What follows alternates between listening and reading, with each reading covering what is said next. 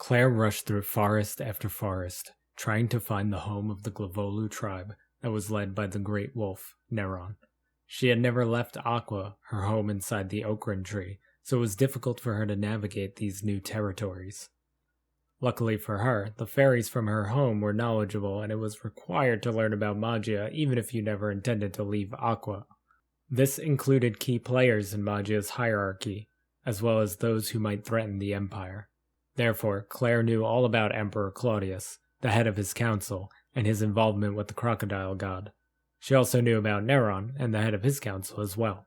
Finding Daimar, who currently held that title, could be more important than finding Neron himself. There is no way the Great Wolf would listen to her if she pleaded for him not to fight against the Empire.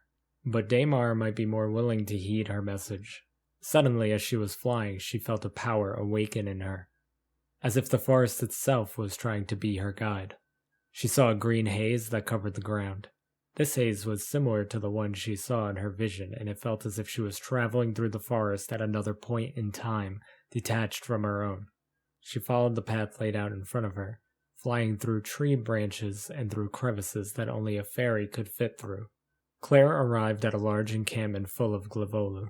She knew some Glavolu were also fairy-like, but much larger than the ones found in Aqua. If this wasn't such an urgent matter, she might try to fit in and find the fairies, but she knew she needed to go right to Neron or Daimar. A feeling that must have been shared by her hazy power as it led her straight to Neron's main camp. She found Neron talking to Daimar and a woman that Claire recognized from her teachings, Luna, an assassin that worked directly for Neron who specialized in poison. Claire fluttered around them as they spoke. She wasn't sure how to interrupt their conversation without startling them or causing them to react in a way that might do her harm. Claudius did make some good points when he was here, said Daimar.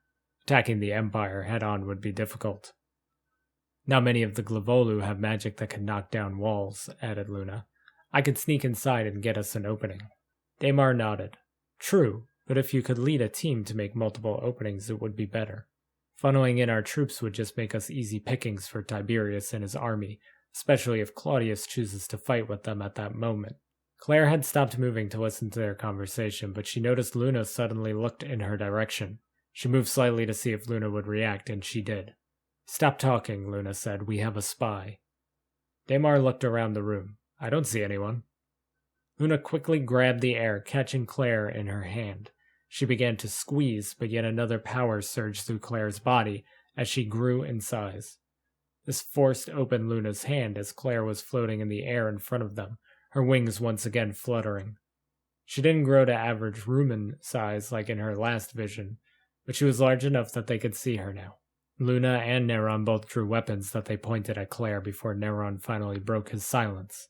State your business here. Claire raised her arms in surrender. I'm not a spy.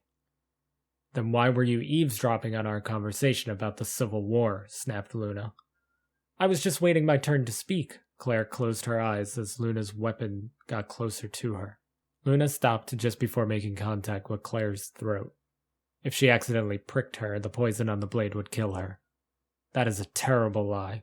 She is a fairy, could be working for the Empire or one of ours, explained Daimar. I didn't think our fairies got as small as she was before showing herself, though. She is not one of ours, growled Neron. I know every Glavolu in our tribe. I'm not with the Empire or the Glavolu. My name is Claire and I come from Aqua, a fairy town in the okran tree. Claire kept her arms up in surrender and her eyes closed. There are fairies living inside the okran tree? Asked Daimar. Since when? Claire started to glide back a bit, but Luna moved with her. We've lived there for years. The Glavolu abandoned the territory, but we were there just as long as they were. The entrance is just too small for anyone to see.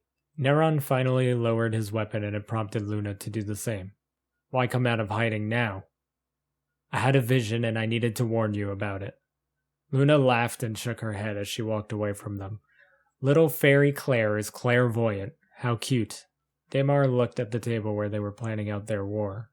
What kind of vision? Asked Daimar. Perhaps we should take Claire a bit more seriously. We are living in a land full of magic. Claire nodded to Daimar in a way of saying thanks before speaking. I saw the okran tree and the land surrounding it, burned and ruined, completely destroyed, and And, replied Daymar, go on, you might as well spill it all now that we're listening. Claire took a deep breath. I saw the great wolf dead on the floor next to the tree. Emperor Claudius was responsible. Probably just a nightmare, said Luna. Why would we fight at the Okran tree? The war will happen here or at the gates of the Empire. I was awake, added Claire.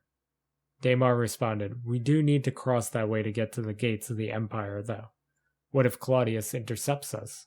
Neron had been quiet for the majority of this conversation, but he spoke now. What would you have me do with this information?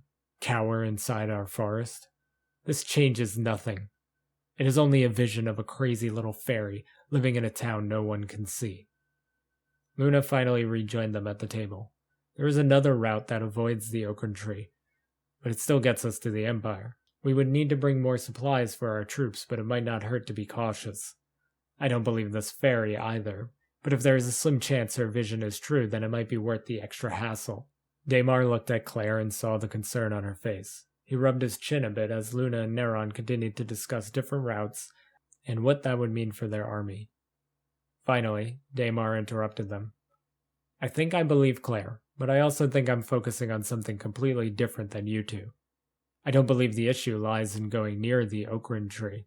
Sure, for Claire it probably does because her vision saw the destruction of her home and its surroundings. But for us, it is much more alarming. Claire, who else appeared in this vision besides you, Claudius, and Neron? I saw many Glavolu bodies among the battlefield with the Great Wolf. I see, said Daymar. Any other Rumans? Not that I can recall, replied Claire. What does that mean? Daymar looked at Neron, afraid his next words may upset his leader, but felt it necessary to say them regardless, especially as the head of his council.